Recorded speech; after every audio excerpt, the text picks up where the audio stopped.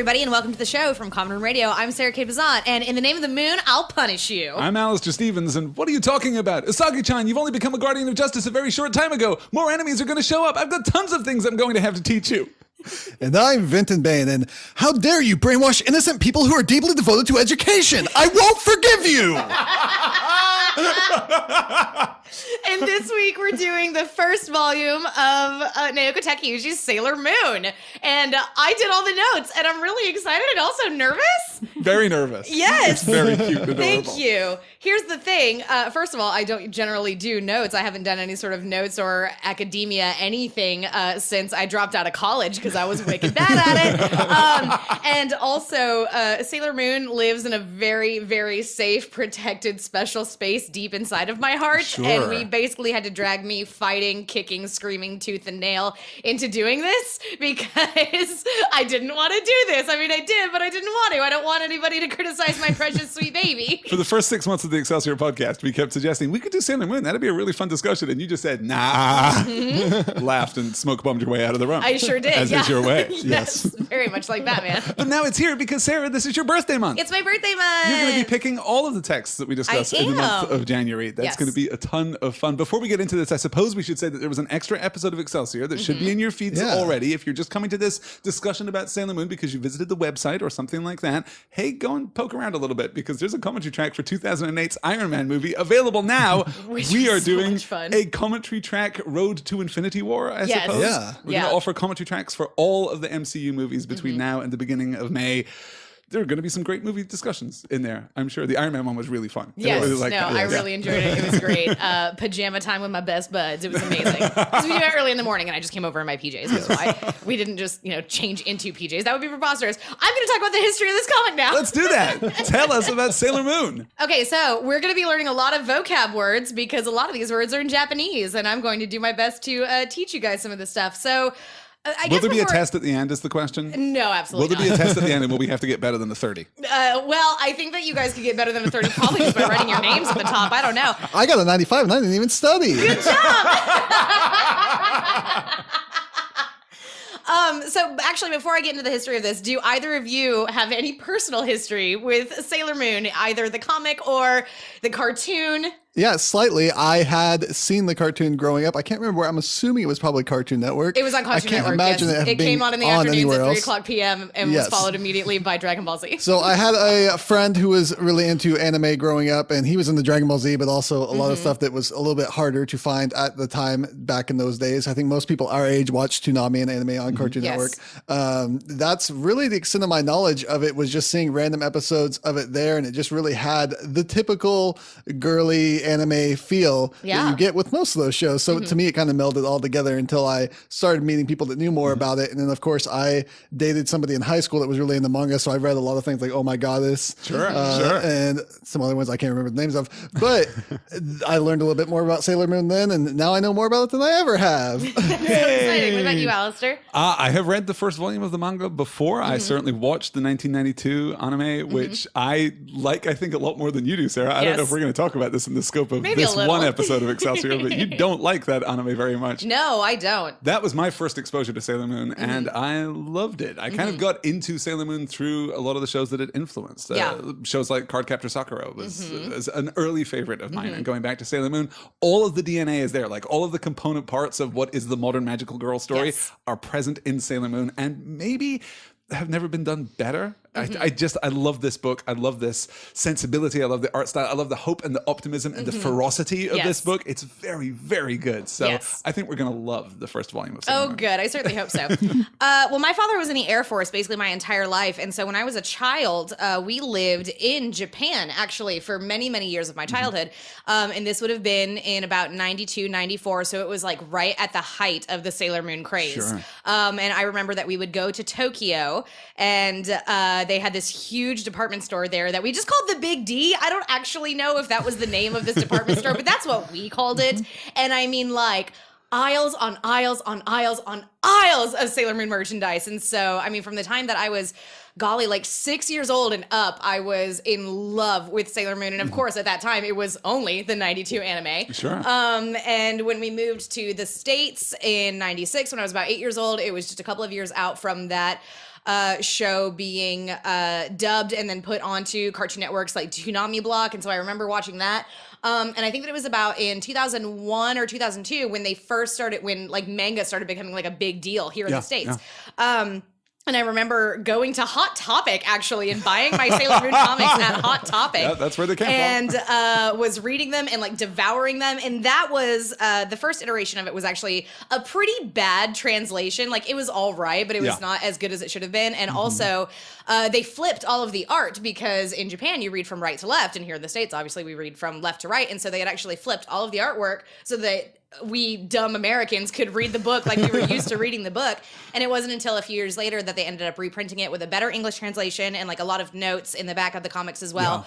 And actually did have it from right to left. In fact, if you open up the comic the way that like an American would, there's a big label there that says, "Stop, you're doing this wrong." But I have always loved Sailor Moon. I think that it's very, very obvious in like all of like my primary values that I look for in fiction very clearly came from like the ideals that are within the stories within Sailor Moon. And so, okay, so we're going to bust into the history really quick. Sailor Moon is a Japanese shoujo manga, and shoujo is manga that is aimed at a teenage female target demographic readership, and it's a series by Naoko Takeuchi. It was originally serialized in Nakayoshi, which was a monthly shoujo manga magazine published by Kodansha in Japan from 1991 to 1997. The 52 individual chapters were published in tankobon, which are graphic novels.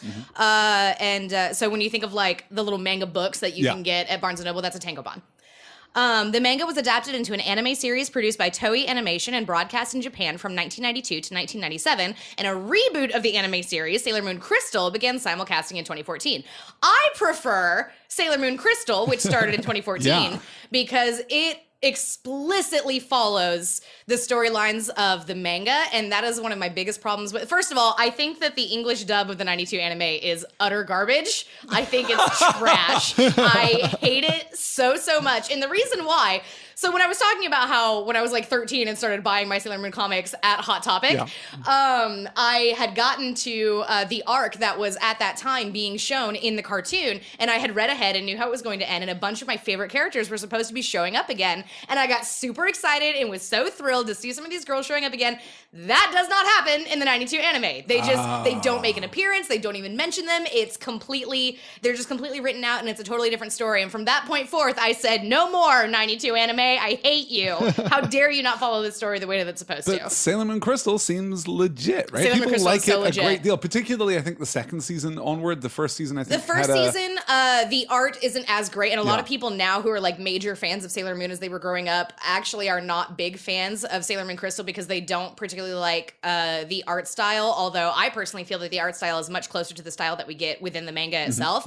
But also, I mean, the art style and the production and the animation, all of it gets way, way better in season 3 of Sailor Moon Crystal, which I think objectively probably the best season. Sure. Yeah, absolutely. It's great. That's whenever Sailor Saturn shows up, and she's my favy because she's OP and can destroy the world with a single word. That seems to be my shtick, and I'm into it. There is a direct line from Sailor Moon through all of your most beloved texts. It's either true, through yes. Buffy and through the MCU, through, Wanda and Peggy Carter and characters like that. Yeah. I would say that Sailor Moon probably had some influence on Buffy. Just a little I think bit. so. Yeah. I think Probably so. a smidge. Yeah. Talking about how the manga and the anime don't quite line up, I think that is something that happens pretty often because, from my knowledge at least, the shows that I'm experienced with this happening is because the manga only goes so far and then the anime just kind of exceeds it and beats it before the manga gets to that certain point, and the person writing the manga is like, well, that's not where I was going to take that. And It's the the anime's like, well, this is where HBO we're Game of taking Thrones it. problem, right? Yes. Exactly, Just yes. outpacing the original source material. Right. No, it absolutely is, because the 92 anime was originally just a couple of months behind the production schedule of the comics, which of course are coming out like,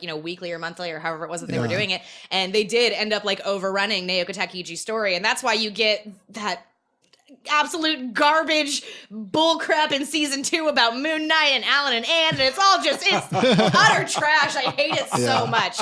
Anyway, since its release, Pretty Soldier Sailor Moon, which is the direct translation from the Japanese, I love it. I know It's so it's so good. good, has received acclaim with praise for its art, characterization, and humor. The series has sold over 35 million copies worldwide, making it one of the highest-selling shoujo series. Yeah.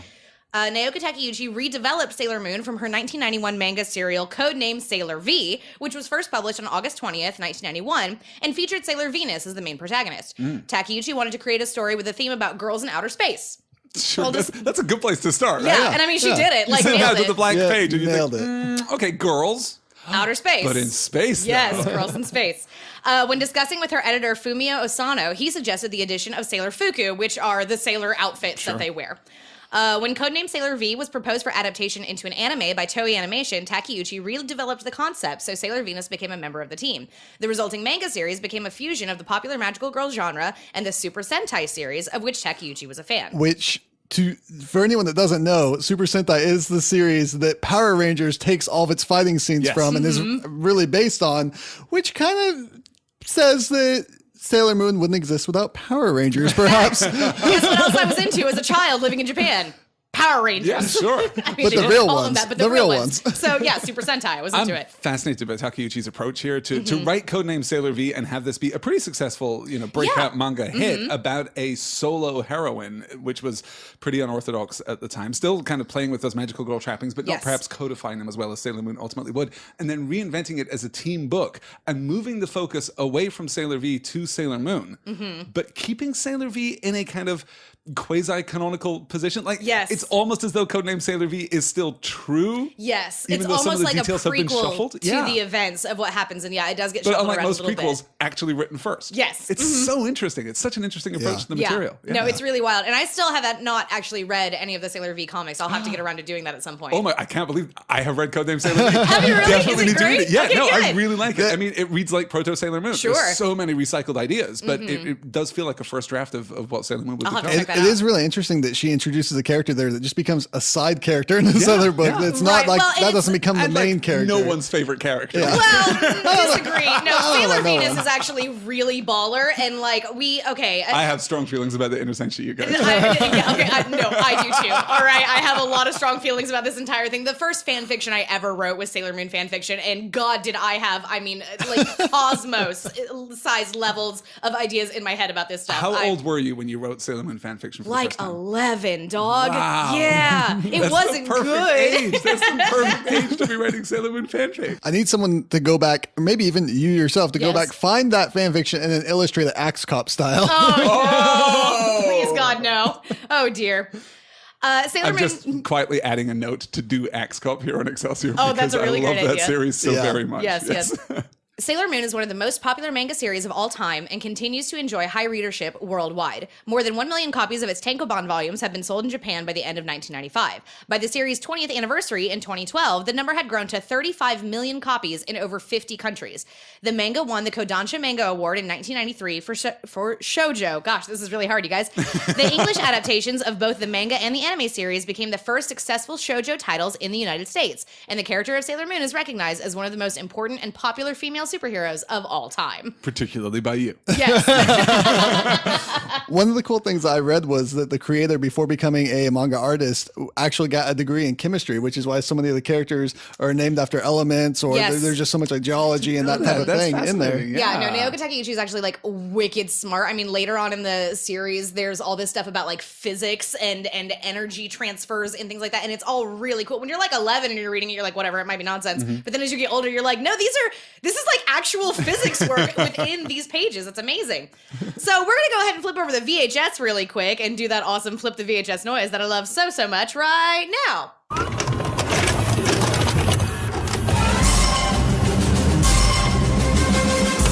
Oh wait, you guys, I can't actually read this. It's in Japanese. Well, as it turns out, we have a special guest to read the VHS today who does, in fact, know Japanese. Oh my gosh. He insisted that he come back on the show for this one, but I think he's embarrassed about his love for Sailor Moon because he asked that we not say his name. Okay. So take it away, anonymous stranger.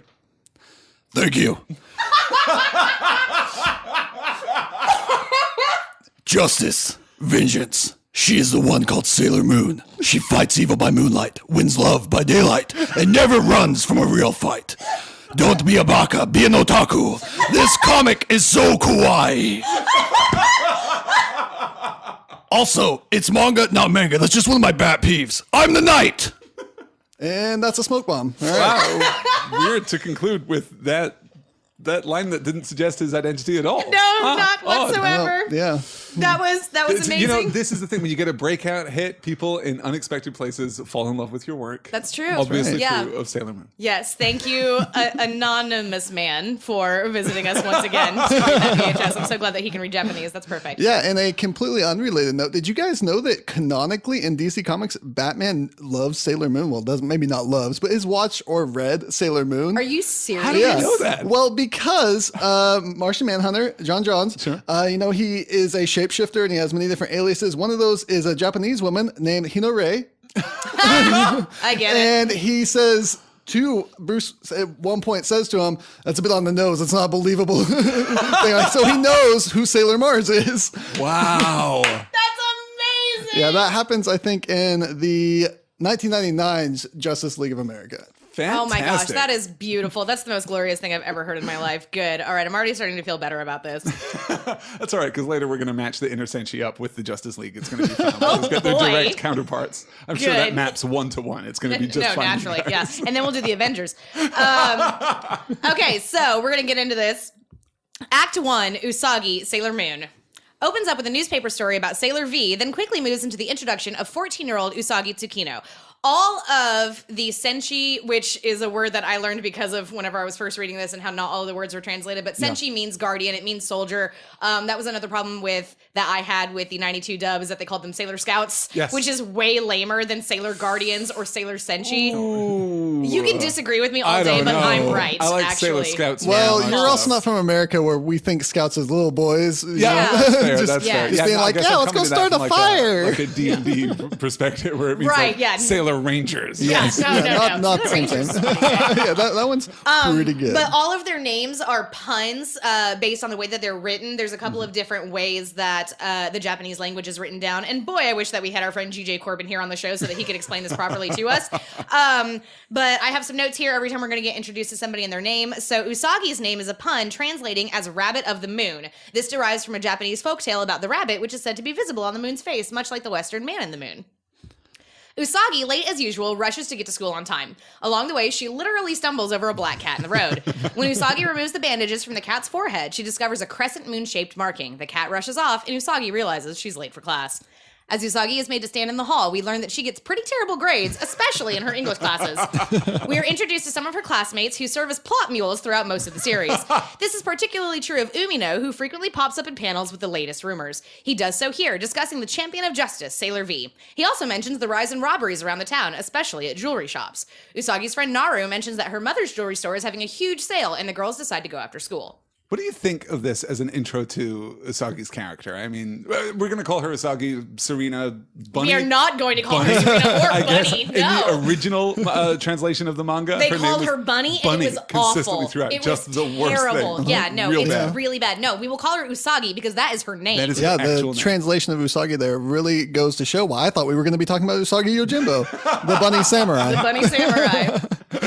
Vin was devastated when I corrected him. When reading this, it really shows me that Usagi herself is more of a Marvel type of superhero, not necessarily an That's iconic one that you would look up to like this godlike character, but more relatable on your level, especially, when she's stumbling out and she's saying, "Why did morning have to come anyway? I'm so sleepy." I'm like, yes, I relate to this hero here. And, it's like Peter Parker is a nerd that gets bullied. Usagi likes sleeping a little too much and cries all the time. We can relate to that. Not Yes. necessarily what we aspire to, but what we relate to. We hit the crybaby detail a lot Yes. in the first Yes, yes. Every new issue. Yeah, no, absolutely. I sleep a lot and I'm a crybaby. Yep.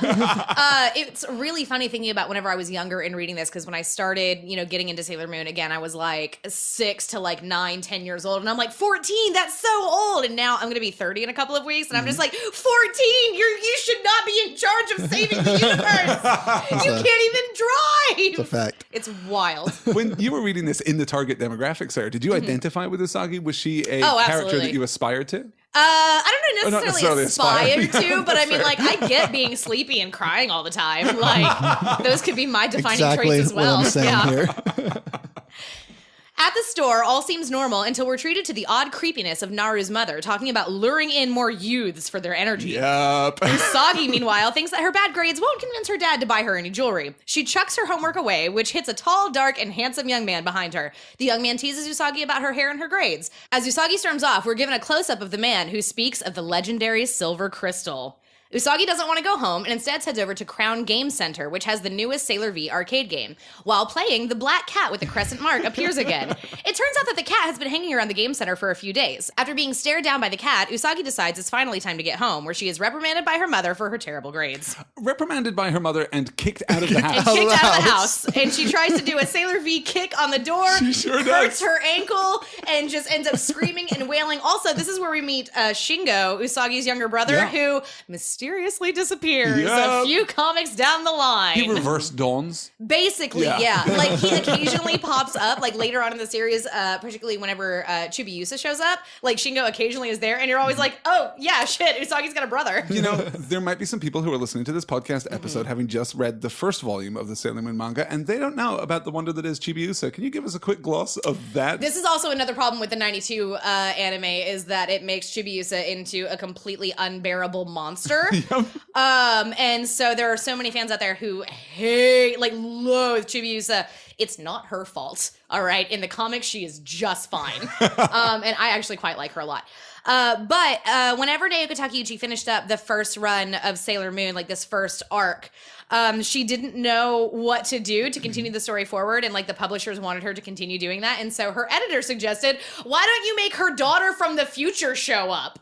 And she did that. That's the first thing that you go to. Yep. I mean, it's kind of tropey, but okay. Yeah, at this point, sure. But yeah, so Chibiusa is actually Usagi's daughter from the future, from Neo Crystal Tokyo in the 30th century. Her daughter with... Mamoru Chiba, who is Tuxedo Mask, aka Prince Endymion. By the way, I'm going to spoil the hell out of like everything about Sailor Moon because I know too much about all of it to not able to... No, the surprise is not the virtue of Sailor Moon. It's going to be just fine, Excellent. you guys. Yes. I mean, it's pretty obvious from like moment one. How do you feel about the introduction of Mamoru and the introduction effectively of the Miracle Romance? I mean, how does he work for you here? This is not like a strong feminist introduction for this character. We will here. actually, let's put a pin in that because we're going to discuss that a little more later. I have an extensive section of notes about that. I'm not necessarily a fan of Mamoru Chiba, but we'll get there when we get there. That night, a man in a tuxedo is outside of Naru's mother's jewelry store. Naru's mother monologues about collecting a lot of youth energy from the cursed jewelry she's been selling. As you do. Mm-hmm. However, it seems the thing she's really searching for isn't in the store. Naru enters and discovers her mother's monstrous form. Back at the Tsukino house, Usagi falls asleep and has a dream about the Sailor V game and the black cat, who wakes her up by talking. The cat explains that her name is Luna and gives Usagi a magical brooch, explaining that Usagi has been chosen as a guardian. Luna teaches Usagi how to transform into Sailor Moon, the pretty guardian of love and justice. Suddenly, Usagi can hear Naru's cries for help. Naru is being attacked by a hideous monster who took the place of her mother. The man in the tuxedo watches uselessly as Naru is strangled. But fortunately, Sailor Moon shows up in the nick of time. The monster calls forth an army of zombified slaves, and Usagi totally freaks out. She begins crying, and her sailor suit amplifies the sound, turning her sobs into a powerful sonic attack. Then Sailor Moon uses her tiara to destroy the monster. It's pretty good. It's pretty good. The crying is, potentially problematic. It is very obnoxious, yes. It goes on for way too long. It sure does. And Mamoru, just watching, just idly standing by doing nothing of note. Which is his, freaking, MO. Seriously, when I was taking notes about this, every time, and I'm like, and there Tuxedo Mask is just watching. Just hanging out. That's what I remember from the anime when I was a kid. I was really interested in Tuxedo Mask because he was just always there, but he never did anything. I was like, who's this mystery man? Why does he keep showing up and staring at that things? Meme is going around Twitter right now where it's like Tuxedo Mask flipping his cape around and he's like, my job here is done. And Sailor Moon's like, you didn't do anything. So Tuxedo Mask is introduced, fluttering away into the night and being kind of a general creeper. So let's talk about Tuxedo Mask. As you can tell, I'm not really a fan of Tuxedo Mask whenever he's first shown up. I do believe that later in the series, particularly season 2 and onward, he gets a little bit better. But here initially, I have nothing for him. He does nothing for me. No, I think that's fair. Yeah. So Takeuchi designed the character of Tuxedo Mask as her own ideal of a man, describing him as strong, silent, unshakable, a little like Captain Harlock. I looked up Captain Harlock because I didn't know what that was. Captain Harlock was a fictional character created by manga artist Leiji Matsumoto and the protagonist of the space pirate Captain Harlock manga series. Harlock is the archetypal romantic hero, a space pirate with an individualistic philosophy of life. Yep, I'm slightly familiar with that anime. Oh, actually. really? Yeah, I've just seen it. I don't remember hardly any of it now, but I've seen it. Yeah, so I mean, I'm always into space pirates. A romantic rogue figure. Yeah, kind of. space pirates yes. are the best kind of pirates. They are the best kind of I pirates. can't believe that we made it half an hour into this podcast already without mentioning the podcast Sailor Business, produced by Chris Sims and Jordan D. White. I appeared on their sister show, Xena Warrior Business, a few weeks ago, which was an absolute blast. Sailor Business has been moving episode by episode through that aforementioned 1992 anime series. Maybe don't let them listen to this episode because I don't want them to think poorly of you because I hate that cartoon so much. I think they're going to be in broad agreement with the points that you've made thus far, Sarah, including having some real problems with Mamoru, and including the fact that he is supposed to be canonically college-aged. In the comic, he's about 17 or 18, and he's a second-year high school student. Okay. Yes. I don't know what they did in the anime. I don't know what He is 35 years old. By the way, I'm sorry that I keep saying anime and manga. I'm from Oklahoma, and this is just what's going to happen. Yeah, and I'm this sorry. is just the way you speak. Yes, You're good. I Don't say worry about brooch a instead of brooch, and it's totally fine. Although Takeuchi herself had a soft spot for Mamoru, she has said that friends complained to her about Usagi being in love with such a useless guy. I agree. He has been described as being both a dashing hero and a boy damsel in distress by Jonathan Clements and Helen McCarthy. He has even been called a liability and a burden. His relationship with Usagi being described as a child-mother relationship rather than that of a principality couple. Usagi is said to show him ame, or indulgent love. When compared to male leads of male-targeted series, Mamoru, although unafraid of girls, seems uncomfortable with them. He also gives the impression of a character who never laughs or has fun, noble, passive, and effectively totally ineffectual. Agreed. Cosign. Check. Fact. Absolutely. All the way down. He really doesn't become super useful until, like season 4. Yeah, he doesn't even far become down. interesting in in any way until season 2, and I don't even like that storyline. Like, No, it's not ideal. Yeah, It's not ideal. I blanked out because of how much I hate it. Let's defend Mamoru-chan for just a minute by talking about his visual design, which is fantastic. It's great, like, yes. Tuxedo Mask and the rose motif is awesome. I love the way that he looks on the page. I even love the way that he looks in the 92 anime. I like the way that he is visually presented. That's it. That's all I got. Apparently his outfit was so intricate that whenever Takeuchi was drawing, she would frequently forget bits of his outfit, especially throughout early issues. And like, I get that. I totally understand. Also, in the manga, he does actually have like some superpowers, which is great because what did he have in the anime? Just that single magical rose, and that was it. Yeah, the ability to summon roses, I suppose, or just carry like a duffel bag full of them. I don't know where he really keeps them. I'm hoping for the duffel bag. I think that would be more interesting. Roses. Somehow a duffel bag is more interesting than the superpower that summons them. I don't know. Tough getting that through airport security. Yeah, true. How do you explain that to TSA? Who even knows? Usagi immediately develops a crush because she's a 14-year-old girl and doesn't know any better. We are then introduced to the first of our antagonists, a man in a military-esque uniform who is also searching for the legendary silver crystal. Yeah. Then we move on to Act 2, Ami, Sailor Mercury. Yay! Yay! Sorry, I just tipped my hand a little bit. Is my Sailor Mercury favorite. your favorite? Ami's my favorite. Do you have a favorite then? I don't know if I have read enough or watched enough to totally have fair. a favorite. I can see why there's definitely different ones because they're kind of like the Scooby Gang. They all have their own individual role. They're completely different from each other, and really depending on your personality, unless you're just that person that just wants to be the protagonist no matter what, you're going to pick one that's more like you or more like your interests. And so I can totally see why Mercury is Alistair's favorite. Girl genius is yes. I think if I had to pick one just from what I've been presented with here in this first volume, it would be Jupiter. Of course, fair. yes. Yeah, You're no, also okay. extremely good. Mako-chan is amazing and I adore Love her. and lightning. Yes. We open in a dark place with a mysterious woman called Queen Beryl asking about the legendary silver crystal. We learn of a great ruler who requires the immense energy of the legendary silver crystal, and our mystery man is introduced as Jadeite. Jadeite, yay! Yay, Jadeite! Meanwhile, Usagi gives us a quick debrief of the events of Act 1. Luna insists that Usagi needs to find the rest of her allies, as well as locate and protect the princess, whose identity and whereabouts are unknown. Luna is investigating a girl named Ami Mizuno as a possible guardian. Well, Usagi should just know that her princess is in a different castle. I mean, spoiler alert, it's her. She's the princess. She is. They're looking for the moon princess. Was it- Her name is Sailor Moon. I was Luna going to is not say, great at her job. Is it No, Luna's memory has been altered, and that's why she That's doesn't true. know. That's fair. Yes. I was going to say, is it just because from popular culture that I knew that, or is it just that obvious that It- she is both. in the beginning? Yeah, no, totally a little both. Yeah. Little column A, little column B. Yeah. So the pun that we get with Ami's name, her name can be understood as beauty of water. It is frequently mistranslated as friend of water because of the French word ami, which is sometimes included in Japanese dictionaries. Oh, interesting. Beauty of Water is very good. Yeah, no, they're I like that a all lot. really Yeah. great Yeah. names. And the Outer Senshus names are even better, but we're not going to get No there. time. Yeah. Someday. Someday. Next year for your birthday month. Next year for my birthday, all Sailor Moon all the time. Sailor Month. Sailor Month. Sailor Month. Ami is a genius with an IQ of 300, and I have a quick question. Does IQ actually mean anything? Nope. Of course not. In 91, it still meant something. And Yeah. also, one of the reasons why Ami was presented with like this superhuman intelligence is that in her initial conception, she was supposed to be a cyborg. Did you know that? I had no idea. Yeah, Oh, Ami that's was supposed to be a interesting. robot. What? Yeah. That seems like an odd choice, but okay. Yep. I'm into it. Ended up being human. I'm glad she's kind just of human. super smart. That Yep. works for me. Yeah. Ami is a genius with an IQ of 300 and attends an exclusive elite night school called Crystal Seminar. There's a lot of crystals. There is Yep. a lot of crystal. Crystals everywhere.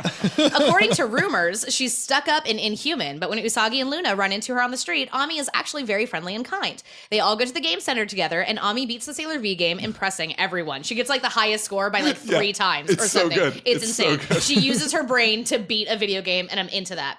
The game gives her a prize, and a jealous Usagi beats the console until it gives her a prize too. Which, that's a weird story plot point there. Yep. You get your Sailor Moon weapon things Yep. from a video game, like a Well, cereal It's box. very for your Last friends. Starfighter. Yeah. Yes, and what Ami receives there is her transformation pen, and the reason why is because this game is actually set up as a training program for the Sailor Guardians, and also is directly connected to the sub-basement console room, which is connected to the computer systems on the moon. That makes sense. Naturally. Everything you said. Naturally. Naturally. I completely understand Sailor Moon now. I'm so glad. Later, as Ami heads to Crystal Seminar, Usagi and Luna discover a disc that has secret messages from the enemy used to brainwash students into searching for the legendary silver crystal. The prize from the Sailor V game turns out to be a transformation pen, and Usagi so Ami gets the pen, which transforms her into Sailor Mercury. Usagi is using the brooch to transform into Sailor Moon, but then she also gets this magic pen that lets her change her outfit and also physical appearance, and occasionally appear as a boy because gender is a construct. There you go. Yeah. Good. That's a pretty common thing too in Japanese anime and manga. Gender Androgyny. swapping, androgyny. Yep. Yeah, Yeah, there's sure. there's a lot of that in the different stories. Oh, Some yeah, stories I focus completely on that. Yeah. Oh God, I wish that we could be talking about the third arc where we get introduced to Uranus and Neptune and Haruka Tenno specifically, who is absolutely one of my favorite characters in the entire thing. And just we can't get into it right now, but so good, so amazing, great progressive comic about space girls. Which it turns out is everything that we want. Everything that we I've want in ever the wanted. world. Yes. Usagi changes herself to look like a doctor to go and save Ami. The instructor of Crystal Seminar turns out to be a monster. Surprise, surprise. Surprise. And Usagi transforms into Sailor Moon. She's still not quite a hero, though, and once again sobs her way through a battle. Yep. As the instructor attempts to kill Ami, a bright symbol appears on Ami's forehead, and a freezing mist appears in the classroom. The mist allows Sailor Moon to fight off the enemy with help, kind of, from Tuxedo Mask. As the mist clears, Ami is revealed to be Sailor Mercury, the warrior of wisdom and water. Even love more Ami so so when you're reading these back to me than when I read them, this seems like a Monster of the Week TV show. Like yes, just yes, every time yes. ends up like, Yeah. yep, turns out they're a monster too. They're monsters. All right, let's gather the troops, go for the And let me monsters. speak actually pretty quickly here in the defense of the 92 anime specifically. One of the criticisms of the manga, and of course this is going to follow as a criticism of Sailor Moon Crystal as well because it follows the manga so directly, is that you don't really get enough time. First of all, I personally feel like you don't get enough of a sense of how much time is passing between these stories. None whatsoever. Yeah. Yeah, again, I bet that was a little easier whenever it was like coming out issue by issue, because then at least you're like, oh, it's been a month since the Yeah. last one. So, okay, time has passed. But when you're reading it all together and you don't even have like, those giant title cards from Civil War telling you what's going on. But in the anime, because that was coming out like an episode a week or whatever, and because it lasted so much longer, you did get a bit more character development and character growth throughout there. So you got to like know these characters a little bit more. There have been criticisms of the manga itself that it's a little bit hectic in the way that it goes through its storytelling, which I think is fair. And I will concede to that. The only thing though is that the anime was all the showrunners were men. And so it has what Takeuchi herself described as like a male slant to all of the storytelling. Interesting. And so that's kind of a big difference between, what you get from the cartoon versus what you're getting from the comic. That's really interesting. Yeah. Yeah, but I can see how, you get all kinds of side stories with all of the characters throughout the anime just because of the way that like cartoons and seasons, so much more there's of so it. much more of it. Yeah, Yes. yeah. But granted, 15 minutes of every episode is spent on transformation sequences, which is insane. Spend on Insane. the same transformation The sequence. same transformation because that's sequence expensive every animation. single There time. it is. Yeah. So now we're moving into Act 3, Rey, Sailor Mars. The beginning of Act 3 again shows the dark palatial headquarters of Queen Beryl, who is reprimanding Jadeite for not managing to kill a couple of teenagers. We are also introduced to 2 more members of the boy band Kings of Heaven, Nephrite and Zoisite. When the English dub came to America, Zoisite, because he looked so effeminate, was just made into a girl. Yeah, there were a They few did that a examples lot. of that. Yeah, yeah. The and worst recasting important relationships. Yes, the worst Yes. infraction of that, I'm glad you Yes. mentioned that, was whenever they made Harika and Michiru into cousins rather than lovers, which then made it incestuous, which is so much worse than just being gay. Didn't change the subject of the relationship, just relabeled it. Yeah, it was terrible. It was bad. Just It was hanging very, out with my cousin. very, very this is bad. Arrested Whose hand I'm Development. holding, and I have my hand on the small of her back, and it's totally fine. Our faces are always as close. We're very, very close. Very close. Kissing cousins, indeed. We learned that the legendary silver crystal is a stone that is the source of all energy with unfathomable, limitless power. Jadeite gets one final chance to fight off the Sailor Guardians. We cut to a young Shinto priestess. Takeuchi also was a Shinto priestess for a little while, which is part of the inspiration for Rey's situation here. Yeah. We get our first glance of the demon bus. At Juban Middle School, the students trade rumors about this public transport to hell, and we get another rundown of events thanks to Usagi's inner monologue. At the game center, Luna tells Ami and Usagi more about the legendary Silver Crystal and their enemy. Usagi beats another level of the Sailor V game and is given a pair of communicators as a prize. Cool. Yeah. Good. Just keep playing that game. You keep getting cool stuff. For real. No, it's a great game. Just hope there's no one else at this arcade that happens to be good I at this feel like game. surely that game has a out of order sign on it until hope so, Luna right? walks in. I'm just saying, right? if she can just keep playing that game, she will have to have like Liefeld amount of pouches for all the gears she's going to be touting Well, around. fortunately, all of the like tools and powers and things in Sailor Moon just disappear into the ether when you don't need them, so Yeah, you don't pouches need to not carry them necessary. around. That's fair. Yeah. Yep. That's fair. On the bus ride home, Ami and Usagi see the beautiful young priestess from earlier. Usagi follows the priestess to the Hikawa shrine and is attacked by a pair of ravens called Phobos and Deimos. Oh, the moons of Mars, you mean? The moons of Mars, I mean. Interesting. The priestess tries to exorcise a demonic presence, but only manages to floor Usagi. In like all senses of the word, Usagi thinks everybody is really pretty, and I'm very into this. Yes. The priestess, Rei Hino, has the power to sense the supernatural and catches Luna's attention. So Rei's name basically translates into Ray of Fire. Pretty simple. there. Nice. Yes, very good. We learn that more and more students have gone missing on the demon bus route, and Usagi wonders if Rei is somehow responsible. Usagi and Luna discuss this possibility and are overheard by that tall and handsome student from Act 1 who bears a preposterous resemblance to Tuxedo Mask. It turns out that his name is Mamoru Chiba. When Mamoru's name is translated, it basically, what it basically ends up turning into is like protector of Earth, because his name can mean local or Earth, and then the last name can translate into like protector. And also his real name is Endymion because he's the Prince of Earth from 1,000 years ago. So he's kind of like a defender. He's sort of He's like a local defender. protector. A local protector, of yes. Hell's Kitchen. There Not necessarily is Hell's Kitchen. reams and reams of fanfic out there that say that he is Sailor Earth, but I believe that Diana of Themyscira is actually Sailor Earth, but we don't need to get into that cross Very fanfic. good. Anyway. No, but defo Prince of Earth. You get that later. Usagi and Luna go to Hikawa Shrine again and see a group of women berating Rei for not using her supernatural power to find the missing students. Later, Rei is praying before the fire and gets a vision of Jadeite attacking Usagi. As Rei runs to warn her, she is abducted by the demon bus, being driven by Jadeite. Seeing this, and this is another like slight problem that I can see. Everybody is everywhere they need to be very conveniently. Absolutely. Like the convenience throughout is, again, we're not really here for structure. We're There's mostly here for structural theme. framework at all. Yeah, no, you're the absolutely scaffolding right. is Yeah. to the moon, if you will. It's just like that supernatural hand guiding everything. Yes. Seeing this, Usagi chases after the bus, leaving behind Luna in the arms of Tuxedo Mask. Luna contacts Ami, and they learn that Usagi has been transported to some alternate dark dimension because the sensor in the laptop leapt from the computer and hovered down to the floor. You're saying that in an incredulous tone, and I'm not sure why. That's just Do your tweets constantly just spill all over the kitchen floor? Yeah, absolutely. No. If you don't hold the phone right. Well, I'm running Windows 10, so you know. Oh, okay. In the Dark Castle, Usagi transforms into Sailor Moon. Sailor Mercury is able to meet her there through the power of Narrativium, and they battle Jadeite. I seriously have no idea how she was able to get there. I don't know how she got there. No, it doesn't make Yeah, any sense. yeah. Sailor Moon is able to trap Jadeite with her tiara. Rei awakens into Sailor Mars, warrior of fire and passion, and destroys Jadeite with her holy fire. Sailor Moon, Mercury, and Mars gather the kidnapped kids and escape the Dark Dimension. Back at the Dark Castle, Nephrite and Zoisite are shocked that the Sailor Guardians were able to destroy Jadeite. Moving into Act 4, Masquerade Dance Party. In my humble opinion, this chapter is virtually useless.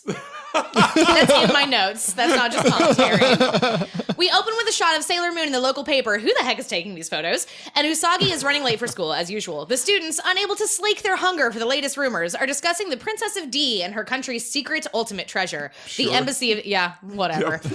There's a lot of like You know how saying middle school something kids are. and then saying an initial at the end of it. And I don't know if that's like a cultural thing or what it is. I remember a long time ago I read part of this because it turns out that the Dark Palace that we keep going back to where Beryl and the Kings of Heaven are located in a place in Antarctica known as Point D, but apparently that has nothing to do with Princess D or the Embassy of D or the Treasure of D. I don't know. Yeah. I don't know if it's just a translation thing, a cultural thing. You know, you have Sailor V, and then you have I think the jewelry shop is called something P. Osa P. Yeah. Yep. Osa P. So there's just a lot of that. A lot of letters. No, you're exactly right. The Embassy of D is holding a ball to honor the princess and to reveal the treasure.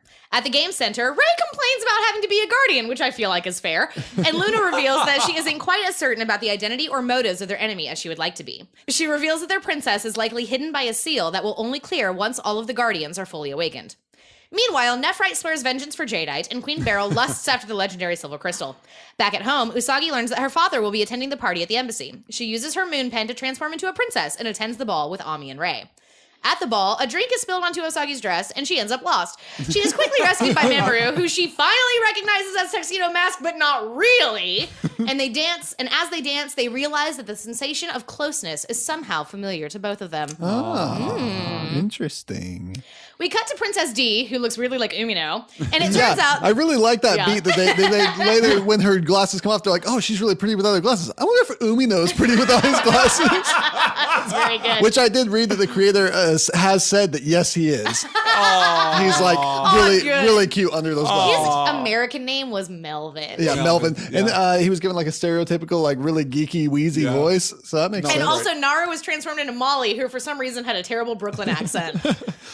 I like that the dub idea. Yeah. so Only so much. much. See, I like the dub. No, I like the dub. I like the British cat that's like Giles. Like, yeah, I'm into that. You mean Artemis? Love him. That was the one thing about, because I had been raised on the American dub of the 92 anime whenever I was watching Sailor Moon Crystal, which they have now dubbed over on Hulu, their voices weren't right. And that was the one thing that I was just like, you're doing, this is bad. Like I spent, 30 minutes bothering my poor husband complaining about how the voice actresses for Luna and Rei needed to be switched because it was wild, and completely pointless. We cut to Princess D, who looks really like Umino, and it turns out that her translator is a monster, surprising literally nobody. A possessed Princess D tries to steal the treasure and run from the embassy. Usagi attempts to stop her and is thrown from a balcony, but Tuxedo Mask shows up just in time. Usagi transforms into Sailor Moon and tries to use her tiara, but remembers that it was destroyed when Sailor Mars defeated Jadeite. A new tiara appears, so there was literally no conflict there, and she uses it to banish Nephrite from Princess D, who, as it turns out, is beautiful beneath her Dobby glasses. The treasure is revealed to be a statue of the first Princess D, carved from a 2,000 carat diamond, and probably definitely not the legendary silver crystal. Sailor Moon, tuckered out, faints on a bench in a hall, and Tuxedo All Mask tuckered out. straight up smooches on an unconscious 14-year-old, which is pretty deplorable, Yep. even if they were lovers in another life. Yes. Luna catches him and tells him off. Tuxedo Mask reveals that he too is searching for the legendary Silver Crystal, and that perhaps they are enemies after all. The issue ends with a girl running through the city as a storm approaches. Dun, dun, I dun. really enjoyed the first 3 acts of this story. Really enjoyed the first 3 acts of this story. This one Act is 4 bad. It's not good. It's really not strong. ideal. It's also, you were saying earlier about the pacing of the series being hectic. Yes. I feel like it falls apart. in It really, Act really 4. I does. just can't get my feet under me when I'm reading it. And Yeah. I will say I've always had a hard time following what's going on when I try to read the manga. I guess I'm just really used to Americanized comics. yeah. And so it's a different culture. It's a different way of doing story. And so whenever I read them, I have a hard time, but I especially had a hard time with Sailor Moon going, wait, what's going on? Wait, what's happening here? Wait, who's talking? Yes, it can be really tough and really difficult, and I completely agree with that. And yeah, the only things that are even like kind of important in this, I guess, are whenever Usagi and Mamoru are dancing together, and both of them are like, "Huh, weird, deja vu. This is odd." And then also, Luna talking more about the princess, and I do like the little detail about how she's sealed away, and we're not going to be able to find her until everybody's awakened, which is exactly what happens. Yeah. Our first season plot, get the team together. Yes. Second season plot, then we'll worry about the princess. Exactly. It'll be fine. Yeah. Yes. Yeah.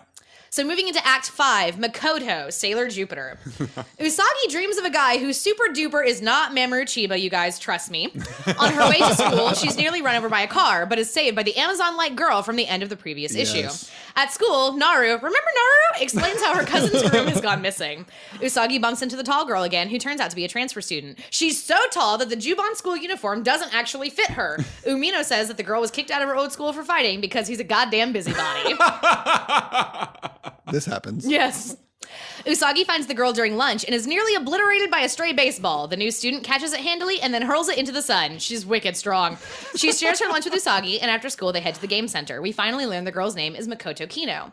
So Makoto's name basically translates into like truth, spirit, truth of wood, truth of like plants and trees. It's her thing is thunder, but also plants. I'm not sure how those come together, but whatever. Crossover. Yes. Yeah. Also, the name Makoto is a unisex name that is usually given to boys, sometimes given to girls, and it's used here to highlight her tomboyishness, which I quite like. Which I like a lot. Yeah. That's a theme, I think, in some anime and manga. At least it's something I've picked up on. The only other one I can think of is Trigun, but we're having a female character who's very large and not necessarily like strong and manly, but just large and scary. Like in Trigun, there's Millie, who there's my favorite scene of probably that whole show is when Millie is in the bar and there's someone's trying to fight with her and she drops the chain gun accidentally because the strap breaks. She's like, oops, I'm sorry, let me pick that up. And she's just like standing like a foot over all the men there. And they're all like, oh no, oh God. What have we done? And so I think that speaks a little bit to why I love Makoto so much. I just really love this idea of this like just giant girl who's just like, I'm just a normal girl. I'm just really big. Makoto, the giant girl who is canonically 5'6". Oh, forgot. okay. Well, all the rest of them are like 5 even or like 5'1". Or like so 4'11". Yeah. 4'11". They really don't have uniforms for someone that's 5'6". No, they sure don't. It'd have to be a boy's uniform. Somebody later will be dressing in a boy's uniform. Usagi immediately nicknames her Mako because Usagi has a crush on everybody, which I'm personally into because that speaks to me on a deep spiritual level. As the girls head to Hikawa Shrine to meet up with Rei, Ami talks about the rumors of the cursed bridal shop. At the shrine, Mako pieces out, and Rei senses that there's much more to Mako than meets the eye. That night, the ghost bride appears and puts the arcade worker Furu under her control. As you would expect. Yep, naturally. He discovers Mako on the street and attempts to seduce her. Mamoru is there too. Like a Mako on the street, Ray in the sheets kind of deal. Hold on. Hang on. Let's think. Ray has no patience for men, so I'm not sure where that joke goes. Well, I mean, I know where that joke goes. But, anywho. Mamoru is there too, and he quickly rushes to Usagi's to warn her of the danger. Usagi rushes to Mako's aid with Mars and Mercury at her side. Mako realizes she's been duped and suplexes the ghost bride, then transforms into Sailor Jupiter, warrior of thunder and courage. Nephrite appears and Jupiter destroys him easily. At the Dark Castle, Zoocyte mourns his friend while Kunzite, the commander of the Kings of Heaven, makes his first appearance. Tuxedo Mask disappears into the night as Sailor Jupiter is united with her new team. Luna presents Sailor Moon with a new weapon, the Moonstick. You know, Yay! the Moonstick. The Moonstick. The legendary Moonstick. The legendary Moonstick. Now that Sailor Moon has gathered 4 guardians, it's time to find their princess and the legendary Silver Crystal. Bum bum bum. Doesn't happen for like 3 more issues. Yeah, don't worry about it. Yeah, Don't worry about it. This is where you start to really pick up on this theme that Luna is kind of like Batman with a passion for justice and training children to fight the war. She just, every turn, she's like, I have to train you to fight this war. We need justice. We have to bring justice. Okay, Batman. It's amazing. Calm down, golly. Batman. This volume is where we get my favorite line, I think, from the whole thing, which is, even though you're the first one to become a soldier, and even though you have to be the leader to everyone else, you're the most unreliable one of all. It's like, all right, geez, Wait, Batman. new Twitter bio? Okay, right? There it is. I was struck again reading this first volume, how different, particularly magical girl stories, but how different Japanese superhero stories are. Thinking about Super Sentai and thinking about the ways that these stories are constructed. Marvel heroes, DC heroes, American Western heroes don't fight the way that Japanese heroes fight. Yeah. Because Peter Parker has a rogues gallery, but his Yeah. job is to go out on the streets and like find crime and protect people. There's no sense in which Sailor Moon goes patrolling like Buffy. You know, she Right. doesn't just go out into the world It's more looking of for like trouble Destiny. to fix things. Yeah. She has like a foe, an antagonist. They are caught up in a greater conflict, and I like that structure very much. It's a really tight and focused structure that keeps you on track. But I think Sarah absolutely speaks to that frantic pacing and the fact that Yes. we just don't get any character development. We just don't get We really any don't. time for these characters. And what time we get, I just wish we had more because I Yeah. like all of them. I love the inner senshi. Yeah. Yeah. And it's really interesting how, like, you know, like I have a very clear sense of who each of these girls are, Yeah. like very, very deeply. And I don't know if that's just because like I've read the entire comic so many times, and I'm just very aware of like, you know, the archetypes that they're supposed to fill and what they're supposed to be standing for, and just like little bits and pieces. Like it's really just small moments of characterization surrounded by bombast and fighting bad guys and monsters who are all every single time Absolutely. constantly after the legendary silver crystal. It's always the legendary silver crystal. It's never not the legendary silver crystal. Another criticism that I do think is relatively fair. So moving into Act 6, which is going to be the last one that we're going to be covering today. Tuxedo Mask. You don't get his name because if you don't know who he is at this Tuxedo point, you're a moron. We pick up immediately where we left off and are given a quick rundown of recent events. Meanwhile, Mamoru wakes up from a dream where a mysterious woman that is definitely not Usagi calls out to him about the legendary silver crystal. On the way to school, Ami tells Usagi and Mako about how Tuxedo Mask has announced his search for the legendary silver crystal. Luna immediately realizes what a terrible, terrible plan this is, but the denizens of the Dark Castle are amused by Tuxedo Mask's desperation. This time, it's Zoocyte's turn to take a stab at the Guardians and the legendary silver crystal. People all across Tokyo are searching for the legendary silver crystal. At the arcade, the Guardians discuss their princess, and Luna reveals that the LSC has the power to easily blow a star apart. That is a really powerful artifact. Cool. That's Cool? no moon. Cool. That's no moon. That's the Death Star. remnants of a star that was destroyed by a gem. Steven Universe also heavily Crystal influenced gem. by Sailor Yes. Moon. Oh, clearly. Yes. Clearly, very much. Can we do Steven Universe on Steven the show Universe somehow? totally reads, particularly in its first movement, I think, as someone looking at Sailor Moon and saying, but what if a boy, though? What if a boy, though? What if boy, a young though? Just boy, the though? one boy. Just not the one all boy. boys. Just one boy. Just one boy. What if, though? What if all the sailors were a bit older and Yep. had this boy to protect? Yep. Babysitter's Club. Babysitters Club. What a Babysitters Club, though. The girls are shaken, but Luna insists that they must find the Moon Princess and the LSC and protect them both. Usagi mentions concerns about Sailor V, and Luna says that they ought to investigate this mystery guardian. On TV, a woman discusses the LSC and gets everyone into a zombified tizzy as they tear everything apart searching. Nobody can find it, however, and the woman decides to destroy them all instead. Mamoru receives a vision of the woman's threats while Ami nearly passes out until Luna leads her into the sub-basement of the game center where a control center leaked up with the Moon systems has been set up. I knew course. it. I knew it. Yeah, that's where all the prizes keep coming Yes. from. They discover that the deadly signals are coming from Tokyo Tower, which does not pay off in this issue, but will later. Sure. Usagi nearly passes out in the street and is found by Mamoru, who transforms quickly into Tuxedo Mask and apologizes for all the trouble he's caused, which he should do because this is his fault. Yes. Usagi transforms into Sailor Moon and uses the new moon stick to reawaken everyone in Tokyo, but using the power is too much for her and she loses consciousness. When she awakes, she's in an apartment that she doesn't recognize, holding a broken pocket watch that tells the phases of the moon. Ooh. As she contemplates the identity of Tuxedo Mask, the man himself appears in the doorway of the room, and shock of all shocks, it's Mamoru Chiba! And that's the end of Volume 1 of Sailor Moon. Yeah. I do love that we don't hold that mystery longer. I do love that we don't try and preserve any kind of, I mean, God, do we even try to preserve it? It's like... Well, no, but we could open up this dramatic irony thing where obviously the audience has realized by now that this is the case, but Usagi is kept in the dark about it. And who was that mysterious man? Oh, it was you. Cool. We've met a couple times now. Everything's fine. You keep insulting my grades and my hair. You keep insulting my grades and my hair. And also, we're a miracle romance. Also, that's weird. Okay. This is how all good relationships start when you're 14/35. It's going to be fine. Yeah.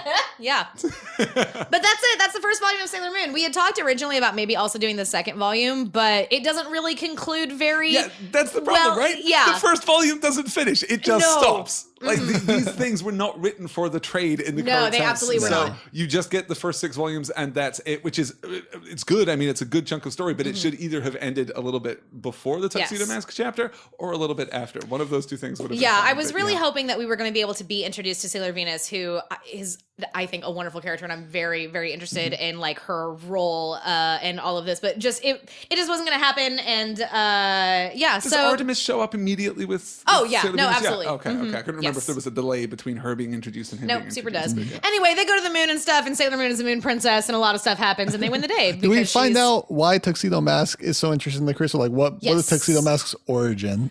Yeah, no, we find all of that out. Yeah, in the limited series Tuxedo Mask Origin. Oh. No, we find it out in like volume 2 of Sailor Moon. I mean, I can Tuxedo Mask Year 1 by Frank Miller. Frank Miller.